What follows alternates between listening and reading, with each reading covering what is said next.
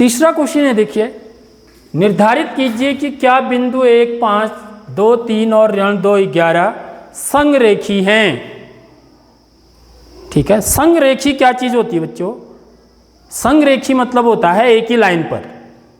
ये तीनों बिंदु क्या एक ही लाइन पर हैं, ये पूछ रहा है। तो यदि हम यहाँ पर ग्राफ के द्वारा देखें, ठीक, तो बिंदु 1, 5 कहाँ पर होगा बच्चों? मेरा x1 y5, यह है मेरा 1, 5।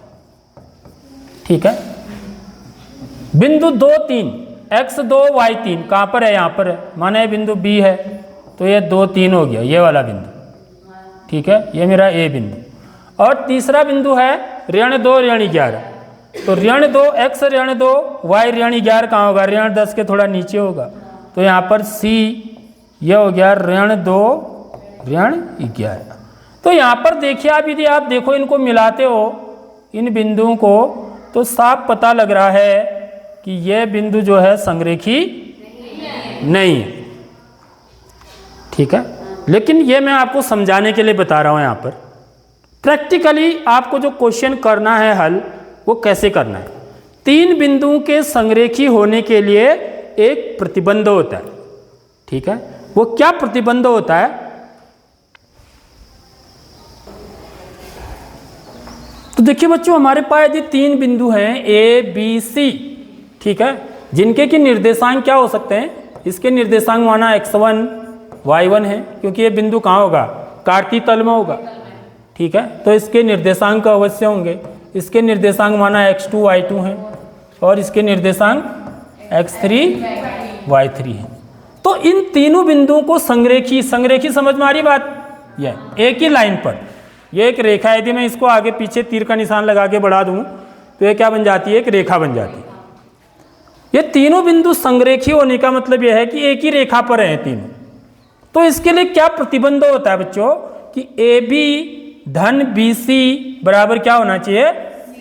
CA या AC। समझ रहे हो बात? AB धन BC किसके बराबर आना चाहिए? CA के बराबर या AC के बराबर। स्वाभाविक बात है, क्यों?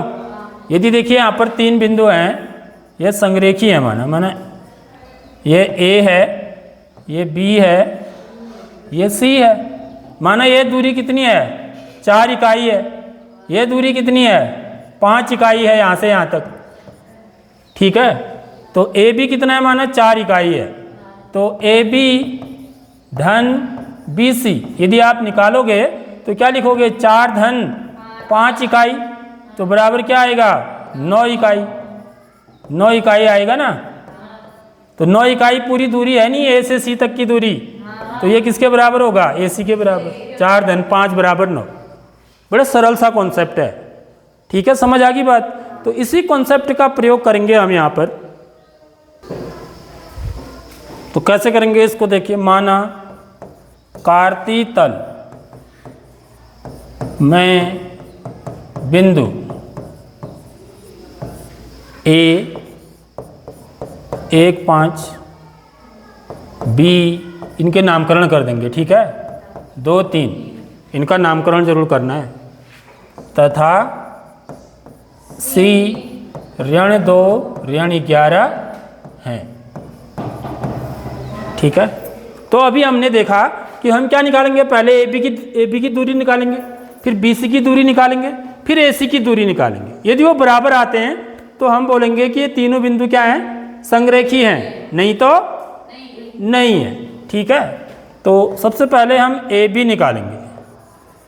AB बराबर अंडर रूट, देखो यहाँ पर आपको ऐसी तुलना करनी है। x2 कितना है? 2, x1 कितना है? 1। ठीक है, ये क्या है मेरा? x1 y1, ऐसे कर लीजिए। ये क्या है? x2 y2 और ये y3। ठीक है, समझ में आ गई बात? तो यदि मैं AB निकाल रहा हूँ तो x2 माइनस x1, 2 ऋण 1 का वर्ग धन 3 ऋण 5 का वर्ग। ठीक है, तो इसी को आगे करूँगा मैं यहीं पर ही। बराबर आ जाएगा अंडर रूट 2 में से 1 घटाएंगे 1 का वर्ग धन 3 में से 5 घटाएंगे ऋण 2 ऋण 2 का वर्ग। समझ में आ रही बात? तो कितना आ गया है? 1 का वर्ग कितना हुआ? 1 ऋण 2 का वर्ग कितना हुआ? 4। तो ये आ गया वर्गमूल 5। ठीक है, ऐसे क्या निकालेंगे अब? BC निकालेंगे। क्या निकालेंगे बच्चों? BC। तो ये कितना हो जाएगा? x3 माइनस x2 -2 याद रखिए इस बात को। यहाँ पर बच्चे कई बार ये गलती करते हैं। एक ये निर्देशांक -2 है, भी माइनस सूत्र का होता है। x2 कितना है? 2 ही है, तो -2 हो जाएगा का वर्ग धन y3 माइनस y2 ऋण 11 ऋण 3 का वर्ग। तो ये कितना हो गया बच्चों? ऋण 2 कितना हुआ? ऋण 4 का वर्ग धन ऋण 11 ऋण 3 ऋण 14 का वर्ग, ऋण 14 का वर्ग। तो यहाँ पर लिख देता हूँ मैं, ये साफ नहीं दिख रहा है। ऋण 4 का वर्ग धन ऋण 14 का वर्ग। ठीक है, तो ये कितना हो जाएगा? ऋण 4 का वर्ग कितना हो गया? 16। 14 का वर्ग कितना हुआ?